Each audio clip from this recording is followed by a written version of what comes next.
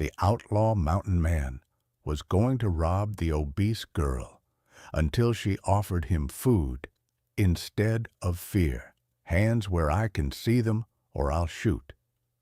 Silas Wolf's voice came out rough as broken glass, torn from a throat that had spent 3 days screaming silently against the cold. Outside, Montana's winter had turned the mountains into a white graveyard. Snow swallowed the trees, the sky, the road, every footprint he'd left behind. The wind cut through bone and gristle, 20 degrees below freezing and dropping. A sane man wouldn't have been out there. Silas Wolf hadn't been sane in a long time. He'd been a name on wanted posters for years. $1,000 for his head, dead or alive. Banks gutted. Payroll wagons hit on lonely roads.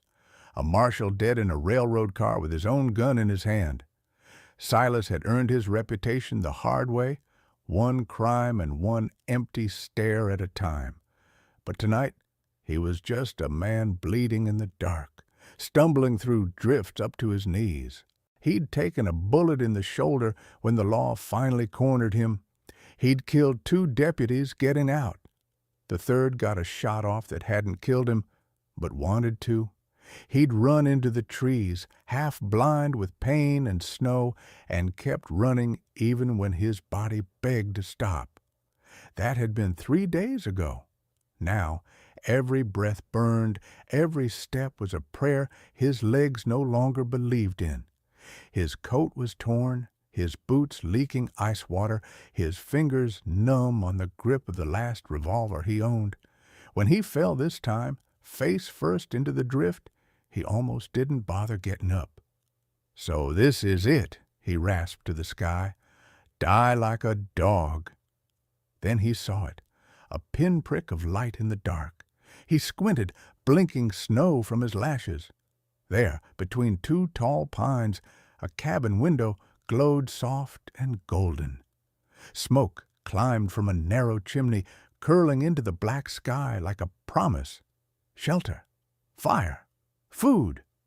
Silas forced himself upright, every muscle screaming. He staggered toward the light. For a man who'd robbed trains and banks without flinching, those last 100 yards were the hardest he'd ever taken. The door wasn't locked. He shoved it open with his shoulder, gun already drawn, finger tight on the trigger. Warmth hit him first. Then the smell. Meat, onions, broth, something rich and savory simmering on the stove. The cabin was small but neat. A narrow bed, a sturdy table, shelves filled with jars and folded linens. Firelight danced on the walls, and at the table, needle and thread in hand, sat a woman. She turned, startled but not screaming. Marigold Thornton, 23. Soft where the world said a woman shouldn't be. Rounded arms, generous hips, a belly she'd learned to hide under thick wool. Her golden hair was braided loosely down her back. Her brown eyes were wide, not with horror, but with something that didn't make sense to him at all. Concern. He lifted the gun higher, his hand shaking from exhaustion. "Don't move," he growled. "Don't scream. I just need food and whatever you got worth stealing. You make a sound, I put a bullet in you. Understand?" She didn't raise her hands. She didn't bolt for the door. Her gaze dropped to his shoulder, where blood had soaked through torn fur and frozen stiff. "You're hurt," she said softly. "Badly." He snarled, defensive. "Didn't ask what you thought. Just do as you're told." But the room was spinning now, the edges of his vision going dark. His legs buckled. He caught himself on the back of a chair, breathing hard. She moved toward him slowly, palms open, as if approaching a wounded animal. "I'll give you food," she said, "and bandages. Sit down before you fall down." Silas stared at her, confused and furious at the same time. "You're not afraid of me?" She shook her head once. "You look colder than you look dangerous." He barked a humorless laugh. "You don't know me, girl." "I don't need to know you," she replied calmly. "I just know you'll die if you stay outside. Sit. Put the gun down if you can. If you can't, then hold it. But at least let me keep you from freezing to death." Silas had come here ready to rob her, ready to threaten, to take, to do whatever it took to survive. But she hadn't offered him fear. She'd offered him food, and that was the first thing in years that made him hesitate.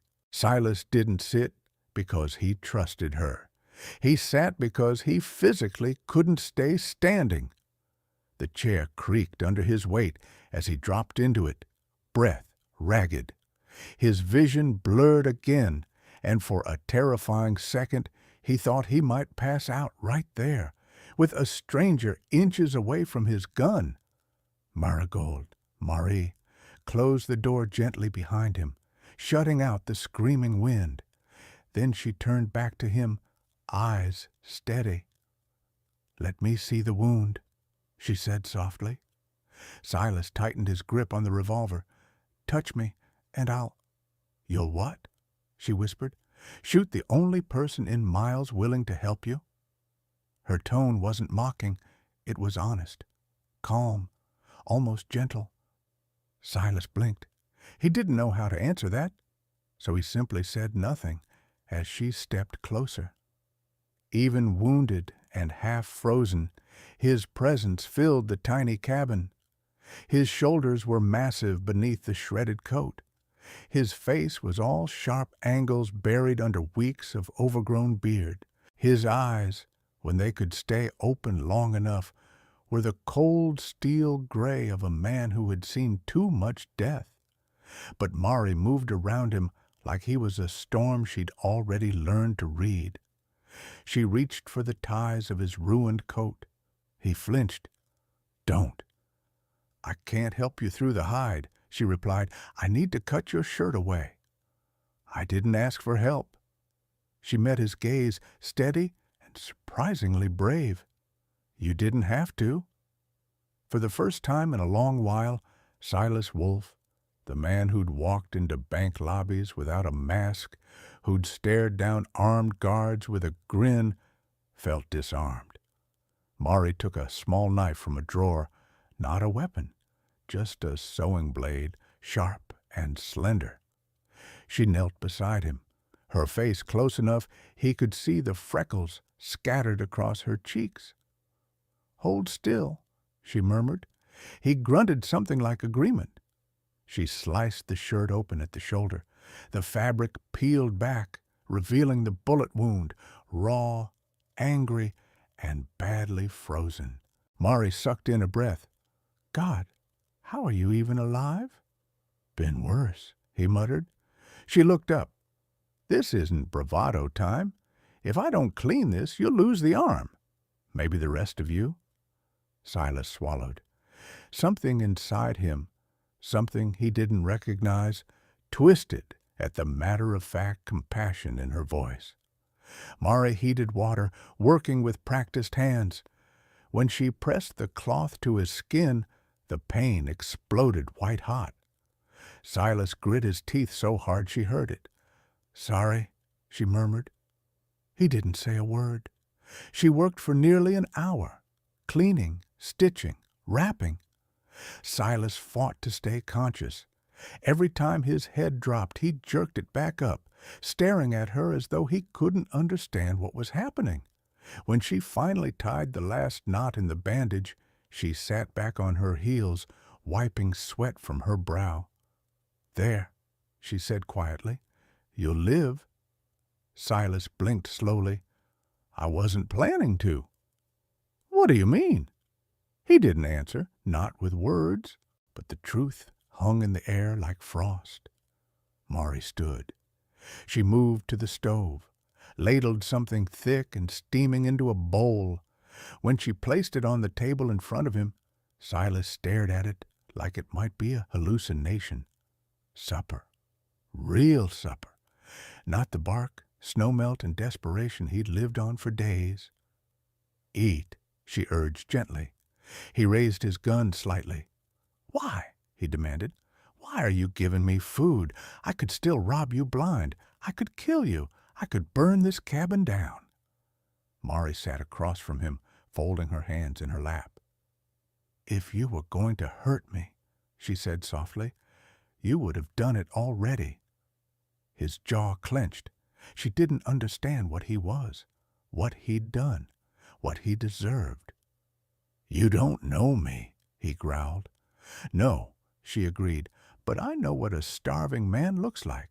And I know you came here because you were dying, not because you wanted to kill someone." Silas stared at her. No one had spoken to him like that in years. No one had looked at him without fear or hatred in longer. Mari pushed the bowl closer.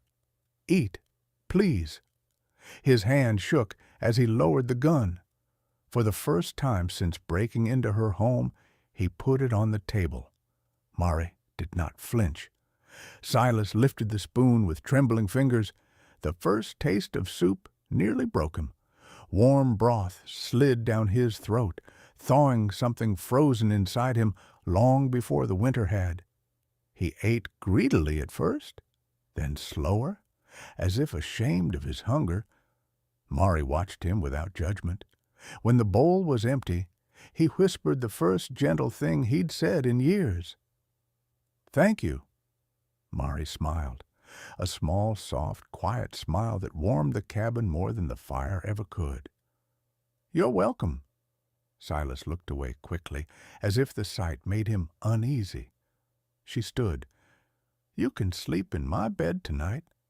I'll take the chair." His head snapped up. "No, I'm not."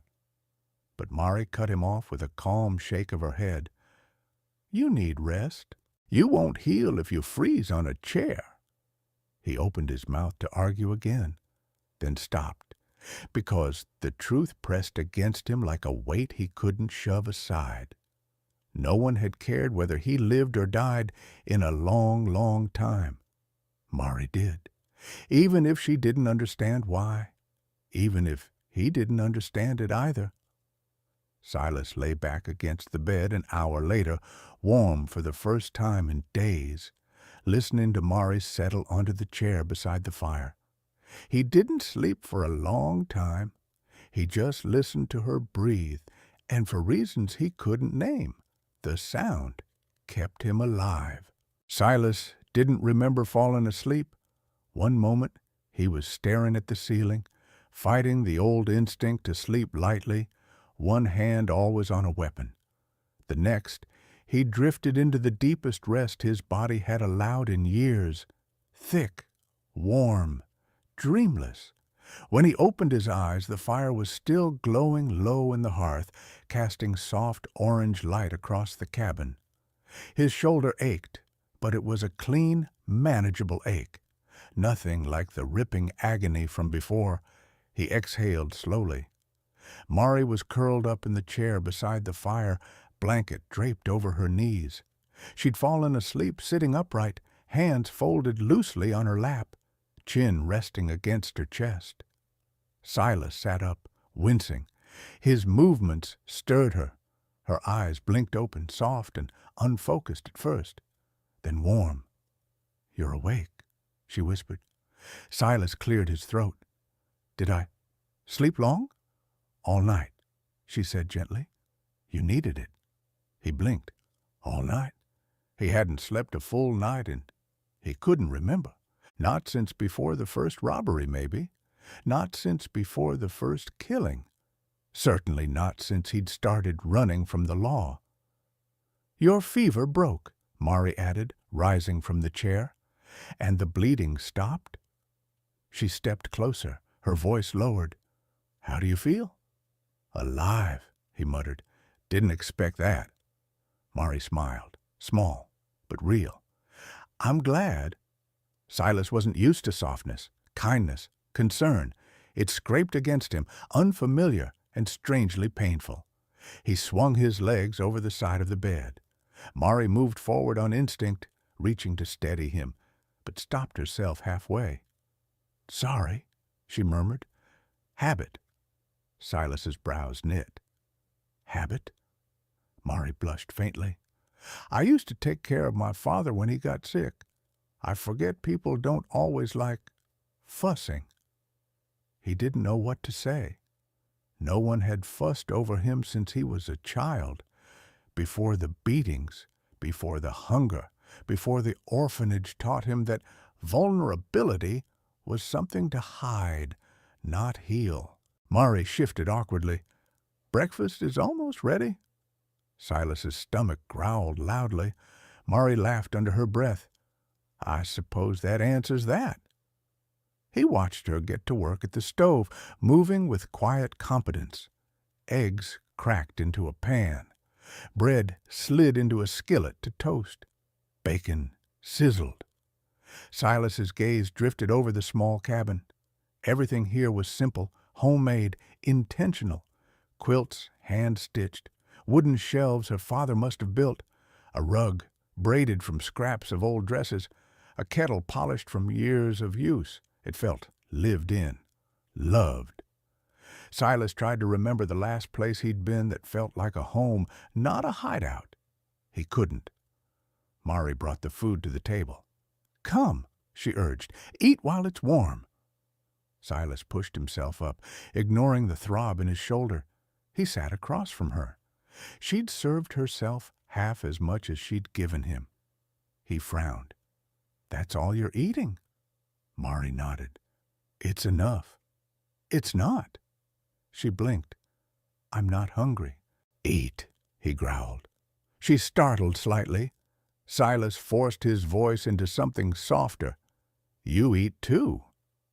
For a moment, she simply stared at him.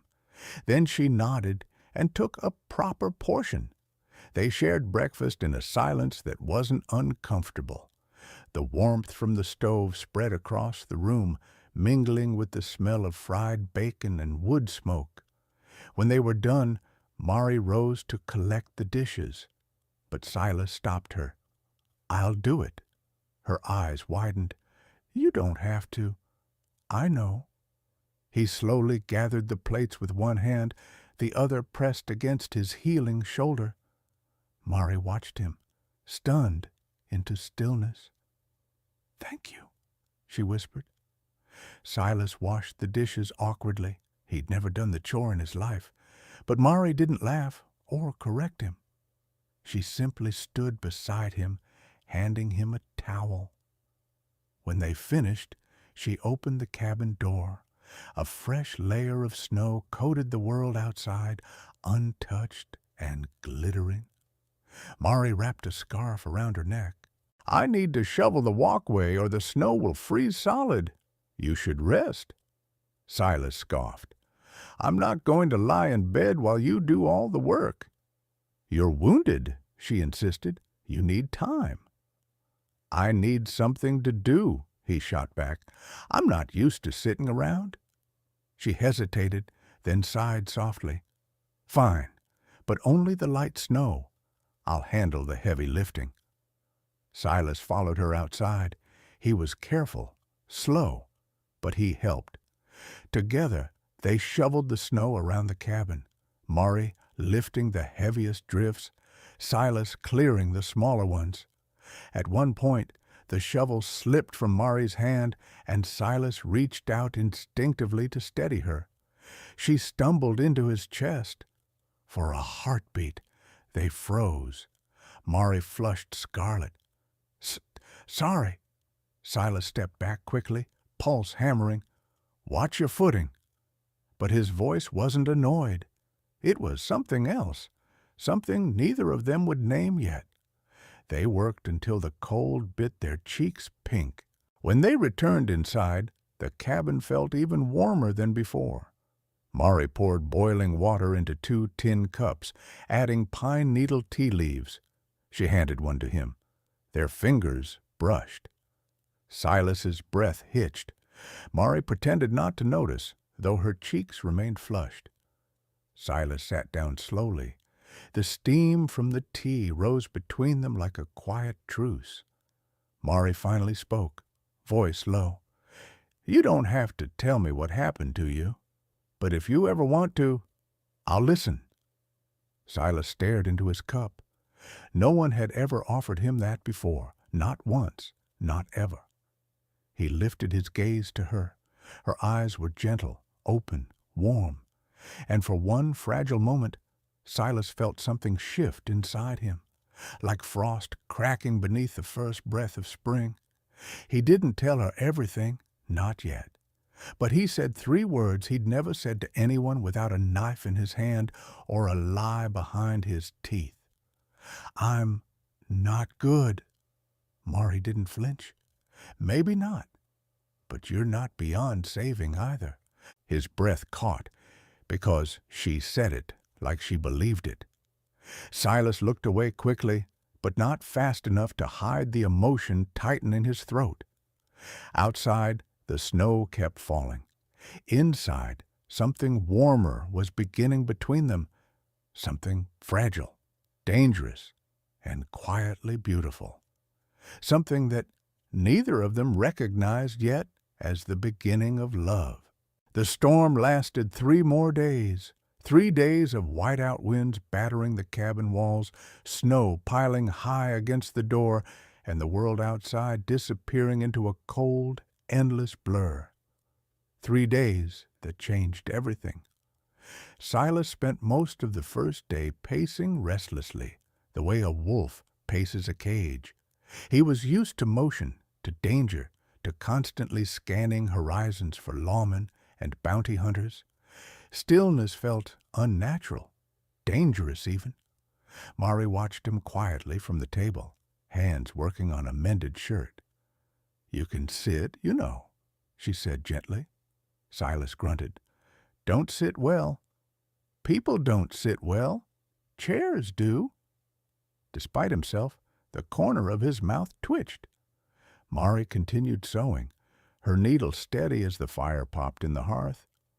"There's stew on the stove. You can eat any time." Silas shrugged, his default defense. Not hungry? Which was a lie. He was always hungry, but he didn't know how to accept things without feeling he owed something back. Mari didn't press.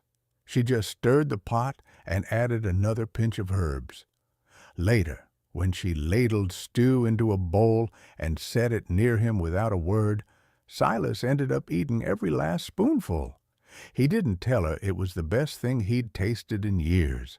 He didn't need to. She saw it in the way his shoulders lowered, the faint relief in his eyes. The second day came with sunlight trapped behind a veil of white, bright enough to glow through the frosted windows. Silas helped Mari haul in firewood from the lean-to outside. He shouldn't have. His shoulder throbbed with each log he lifted, but she couldn't carry the heavy pieces alone. "You're doing too much," Mari said, worry creasing her brow. Silas shook his head. "You kept me alive. Least I can do." "That isn't how kindness works." "Well," he muttered, "it's how I work." She didn't argue. She simply watched him longer than necessary, as if memorizing the way he moved.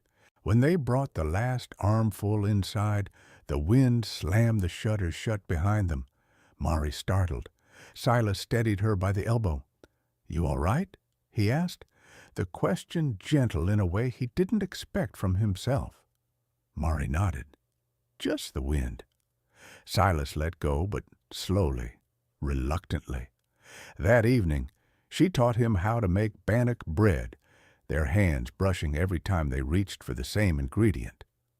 Silas stepped back each time like the touch burned him. Mari tried to hide her smile each time she caught him doing it. By the third day, something fragile but undeniable had settled between them. Silas woke before dawn. For the first time since arriving, he didn't wake gasping or clutching at a phantom gun. He woke because the cabin felt peaceful. Mari had fallen asleep again in the chair, blanket slipping off one shoulder, a strand of golden hair stuck to her cheek, her breathing slow, steady. Something in Silas softened painfully at the sight. He rose quietly, gathered wood, and stoked the fire until the room filled with warmth. When Mari stirred awake, she blinked at him in surprise. "You started the fire?" she whispered. Silas shrugged, suddenly awkward. "Woke up early. You didn't need to. Did it anyway." Mari's smile was small, gentle, beautiful. Silas looked away quickly.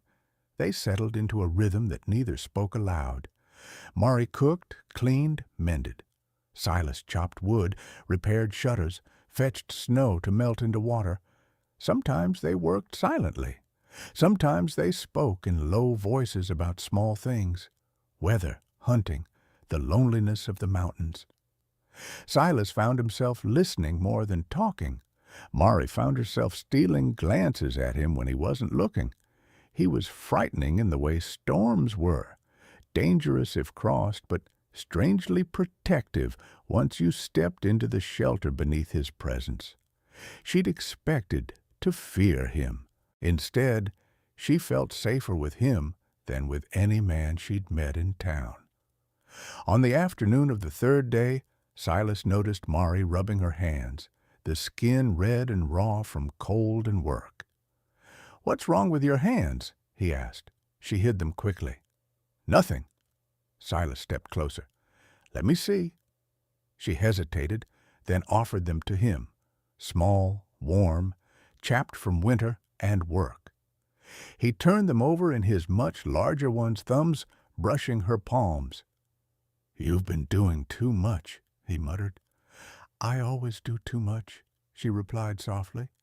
"It's how I stay alive." His jaw tightened. "You shouldn't have to." Mari looked up at him. "And you shouldn't have had to face death alone in the snow." Silas swallowed hard, releasing her hands gently. "World's never given me much choice." "Well," she murmured, "you're not alone now."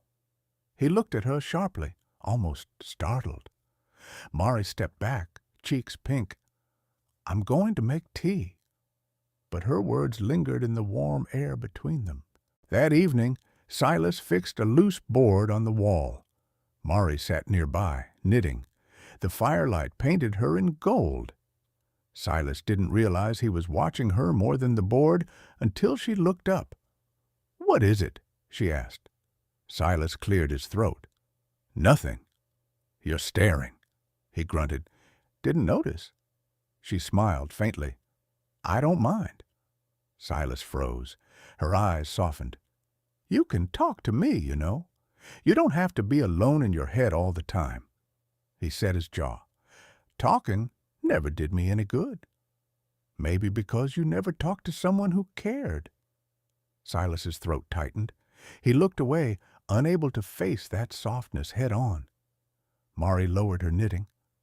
"Can I ask you something?" He didn't answer, but she continued anyway. "When you came in that first night, if I had screamed, would you really have shot me?" Silas closed his eyes. "No," he said quietly, "because you're not a killer." His eyes opened slowly. "Because you weren't scared," he corrected. "You looked at me like I was a man, not a monster." Mari's voice dipped. "You're not a monster, Silas." He breathed out shakily. "You don't know what I've done." "Maybe I don't," she whispered, "but I know what you're doing now, and the man in front of me isn't the same man who walked into this cabin." Silas stared at her, because he wanted to believe her, wanted it so badly it frightened him more than the law ever had. Mari rose, placing a hand lightly, so lightly, on his arm. "Tea's ready," she said. When she walked away, Silas exhaled slowly, running a hand over his face. He wasn't sure when it had happened, but somewhere between the snowstorm and the firelight, he'd stopped seeing her as the girl he meant to rob, and started seeing her as the woman who'd saved him. The storm broke at dawn. Sunlight filtered weakly through thinning clouds, painting silver lines across the snow-packed clearing outside the cabin. A stillness settled over the woods, deep, expectant, the kind of quiet that comes only after the sky's finished screaming. Silas felt the shift before he even opened his eyes. Danger, not the kind that comes with weather, but the kind that comes with men. He sat up slowly, listening. Mari was at the stove, humming softly as she stirred porridge. She didn't notice the way his posture changed, how he angled himself toward the door, how his breath shortened. Not until he asked quietly, "Mari, does anyone ever come up here?" She paused mid-stir. "Not usually. Hunters sometimes, but only in summer." "Why?" Silas didn't answer. He didn't need to. His eyes moved to the window, with the focus of a man who has spent half his life hunted. Mari followed his gaze. All she saw was snow. But Silas saw tracks, fresh ones, hooves, 7, maybe 8 horses, heading toward the cabin. Mari's face paled. "Is it more outlaws?" "No," Silas said, rising to his feet with a grim set to his jaw. "Worse." He crossed the room and pulled open the small chest at the foot of the bed. Inside was his revolver, reloaded, cleaned, a task he had done at dawn each morning without fail. He tucked it into his belt. "Silas," Mari murmured, voice trembling. "Who is it?" "Lawmen," he answered, "or bounty hunters. Either way, they're here for me." Silas had expected this day would come. He just hadn't expected to care what happened to someone else when it did. Mari's hand shook as she set the spoon down. "Maybe they'll leave if we say you aren't here." "They tracked me through half the state, sweetheart," Silas said quietly. "They'll search everything." A heavy silence spread between them, cold as the snow outside. Mari stepped closer. "Then run. Take the back door. Leave now, please." Silas looked at her. Her hair was a soft tangle down her shoulder, her cheeks flushed pink with fear. Her small hands trembled at her sides, but she stood tall. For him. Silas's chest tightened painfully. He cupped her face gently, thumb brushing her cheek. "I'm not bringing trouble to your door and running away from it like a coward." "You're not a coward." "I am," he said softly. "I've run from every good thing in my life. Not this time." Their eyes locked. Mari swallowed hard. "What will you do?" "Whatever I have to," he said, "to keep you safe." Outside, the crunch of hooves grew closer. Voices, shouts, men calling to each other. Mari's breath hitched. She grabbed Silas's sleeve. "Please, hide in the root cellar. They won't find you there." Silas hesitated, then shook his head. "I won't let them ransack your home," he said, "and I won't let them drag you into this." "Then what?" she whispered. Silas turned toward the door, steel settling over his voice. "Then I end this." Mari darted in front of him, blocking his path. Her voice cracked. "Silas, no! They'll kill you!" His jaw tightened. "I've been dead to the world for years, Mari. You're the first thing that's felt like living." She froze. Silas inhaled deeply. For the first time since he arrived, he didn't feel like a man with nothing to lose. He felt like a man with everything to lose. "Mari," he murmured, "I need you to listen. If things go wrong, you run. Out the back. Into the woods. Don't look back. I won't leave you."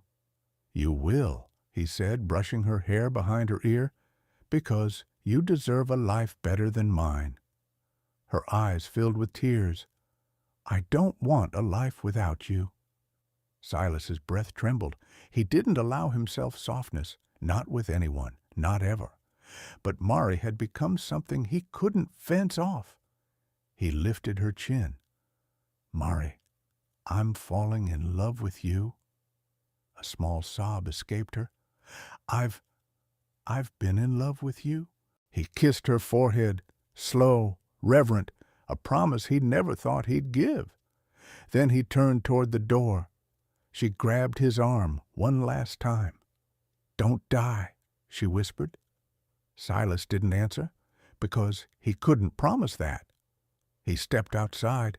Snow crunched beneath his boots. The wind bit at his skin.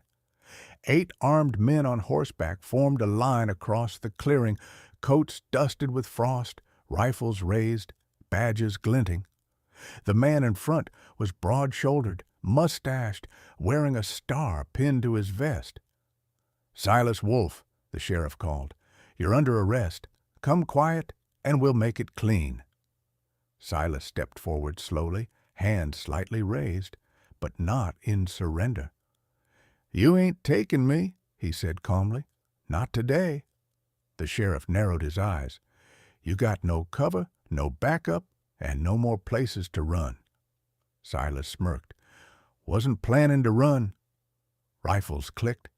Inside the cabin, Mari held her breath, hands pressed to her mouth to keep from crying out. Silas stared down the line of guns. He'd faced death 100 times, but this time, death felt heavier, because this time, someone inside that cabin would break if he fell.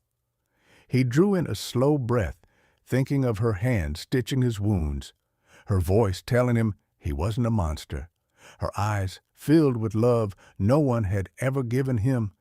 If this was the moment he died, he wanted her to know he'd died a better man than he'd ever been. The sheriff lifted his arm. "Fire!" But before a single trigger could be pulled, Mari burst out the door. "Stop!" she screamed, running to Silas's side, throwing herself between him and the rifles. Silas grabbed her shoulders, furious. "Mari, what are you doing?" "I won't let them kill you," she cried. "If they shoot you, they shoot me too." The line of lawmen faltered. Even the sheriff blinked. Silas stared at her, heart wrenching. "Mari, get back inside." "No!" Her voice cracked with raw truth. "I love him." Silas's breath caught. The sheriff lowered his gun slightly. "Miss, you don't know what kind of man that is." Mari turned, eyes blazing. "Yes, I do. He's the kind who helps me shovel snow, who cooks badly but tries anyway, who saved my life more times than I can count just by staying. You don't know him. You only know the wanted posters." Silas clenched his fists. Everything in him screamed to pull her behind him, to protect her with his body, his life, his last breath. But Mari stood firm. "I won't let you take him," she said, voice shaking but strong. And for the first time in years, Silas Wolf wasn't just an outlaw. He was a man worth standing beside. For a long, impossible moment, the mountain clearing became a painting. Snow drifting soundlessly, rifles frozen mid-aim, a sheriff stunned into silence, and a wanted man staring at the woman who had just offered her life for his. Mari stood between Silas and 8 raised rifles, her breath trembling the way a candle flickers before its flame grows stronger. The sheriff was the first to react. "Ma'am," he said gruffly, lowering his gun a fraction, "you need to step aside. Wolf is a dangerous criminal." Mari shook her head, hands balled into fists, though they trembled. "He's dangerous when men force him to be. Not with me. Never with me." Silas's chest tightened painfully. "Mari, move." "No." Her voice cracked, but she didn't waver. "Not if it means they'll shoot you." Silas could barely breathe. Fear, real fear, coiled in his gut for the first time in years. "Mari, please, you need to get back inside." She turned to him, and her eyes were wet but fearless. "If they kill you, Silas, I don't want to live to watch it." The words hit him harder than any bullet ever had. The sheriff exhaled sharply. Miss, he's wanted in 5 states. Robbery, train holdups, armed assault. He gunned down a marshal. You think that man's worth dying for? Mari looked at Silas, really looked, at the man shivering slightly from pain, at the tension bracing his jaw, at the horror flickering in his eyes that she might die because of him. Then she turned back to the sheriff. Yes, she said softly. I do. A murmur ran through the line of deputies. Some lowered their rifles. Others exchanged uneasy glances. The sheriff scowled. Ma'am, don't make this harder than it needs to be. Silas stepped forward, grabbing her waist and pulling her behind him, pressing her close to his back. Enough. His voice was low, dangerous, steady. You want me? Take me. But you leave her the hell out of this. Mari tried to push past him, but Silas's grip tightened. Stay behind me. The sheriff pointed the barrel of his rifle directly at Silas's chest. Move her out of the way. I won't, Silas said. Last warning, Wolf. Silas inhaled, deep, slow, accepting. Then, Sheriff. A deputy galloped up through the snow, breath steaming in the cold. Letter came this morning from Washington. The governor signed the pardon. The sheriff stiffened. What? The deputy dismounted, fumbling for a folded paper. Full pardon for Silas Wolf, effective immediately. He handed it over. Says the marshal he shot confessed on his deathbed he drew first. Ambush. Wolf acted in self-defense. Governor reversed his sentence. Silas blinked. The sheriff scanned the letter, jaw tightening with each line. Finally, he looked up at Silas with a glare equal parts frustration and disbelief. Well, he muttered, seems you're not a dead man after all. Mari gasped. Silas stared, unsure whether to trust it. I'm free? By the governor's signature, the sheriff grumbled, for reasons I'll never understand. Mari broke from behind Silas and threw her arms around him, crying into his chest. Silas stiffened, then melted, pulling her tightly into him. The sheriff cleared his throat. We'll be returning to town. You two, take care. One by one, the lawmen turned their horses and disappeared into the trees. Silas and Mari remained in the snow, clinging to each other. Mari's voice trembled. You're safe, truly safe. Silas swallowed hard, forehead pressed to hers. You stood in front of a bullet for me. I would again. He cupped her face gently, reverently. Mari, I've been running from the world my whole life, but when you stepped in front of those guns, I realized I'd rather die beside you than live without you. Tears spilled over her cheeks. Then don't live without me. Silas brushed his thumb across her lips. I won't. And he kissed her, slow, deep, the kind of kiss a man gives when the world has just handed him back his life and he knows exactly who he wants to spend it on. Snow fell softly around them, but neither felt the cold any more. Let's go inside, Silas whispered against her hair. I'm not letting you out of my sight again. She smiled through her tears. Then take me home. And for the first time in his life, not running, not hiding, Silas Wolf walked inside with his future waiting for him by the fire. The cabin felt different when they stepped back in. The same fire crackled in the hearth, the same stew simmered softly on the stove, the same worn table and stitched-together curtains fluttered with the draft. But everything had shifted. The danger outside had passed. The fear inside Silas had not. Mari closed the door behind them and turned to him. Sit, she whispered gently. You're hurt. Silas shook his head. Not until I know you're all right. I'm fine. You ran into a line of rifles. You're worth running for."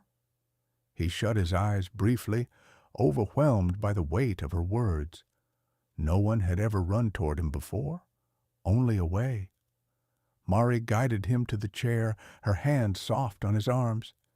She brushed melting snow from his shoulders, then knelt to unlace his boots, as though tending him was the most natural thing in the world. "Mari," he murmured, "you shouldn't have done that." She looked up. "I had to.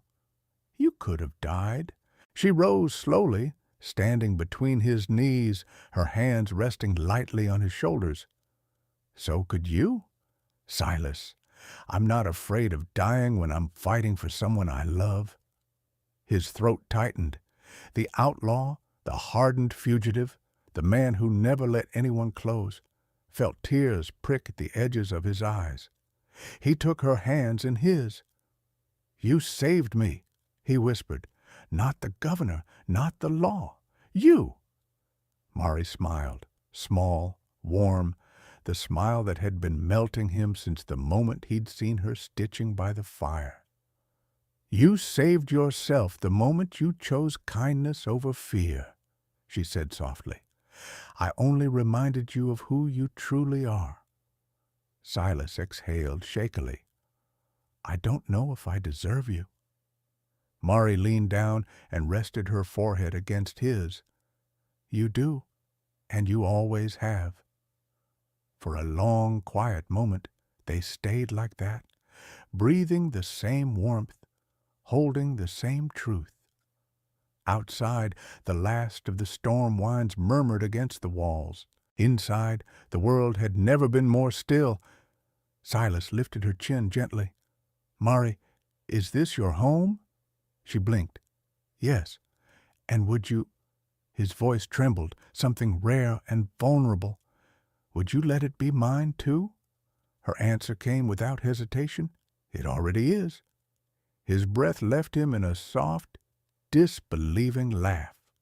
He pulled her onto his lap, arms circling her waist as she curled naturally against him, like she'd belonged there all along. The fire glowed warm against their skin. Snowlight drifted through the small window, and for the first time in years, maybe ever, Silas Wolfe felt safe. Not because the law had pardoned him, not because the storm had passed, but because Mari was here, with him, choosing him, loving him freely. Silas pressed his forehead to her temple. "Whatever comes next," he whispered, "I want it with you." Mari's fingers intertwined with his. "It's your home now," she murmured, "if you'll have it." He closed his eyes. "I'll have it," he said, "and I'll have you for as long as you'll keep me." Mari's voice trembled with joy. "Forever."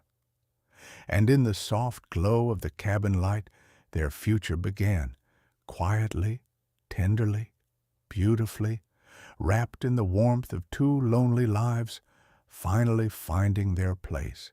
If you're hearing this right now, I'd love to know, where in the world are you listening from? Stories like Silas and Mari's remind us that even the most unlikely souls can change each other's fate with one simple act of kindness. Your comments, your presence, your hearts make these tales more than just words. They turn them into something shared, something lived. And if you still believe that love can rise from fear, from sorrow, from the coldest winter night, then don't stray far. The next story is already waiting, written for someone who still dares to hope.